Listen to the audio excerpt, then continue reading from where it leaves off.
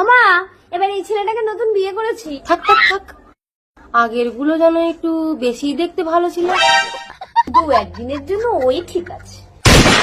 জামাই বাবা বসো, চা দিচ্ছি।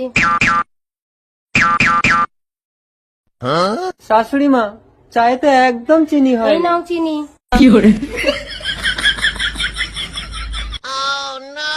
ওমা, ছেলেটা একটু দেখতে খারাপ বলে তুমি বিষ দিয়ে দিলে। না রে মা, আমি চিনিই দিয়েছি, বিষ দিইনি। মরণ কি তোর এখানেই হলো? আরে জল দিচ্ছ কেন? ওগো, তুমি ঠিক আছো তো? ঠিক আছে, আসলে ওই চিনিটা আলাদা করে পরে খেয়েছিলাম তো, তাই ওই চা আর চিনি একসঙ্গে মেশাচ্ছিলাম।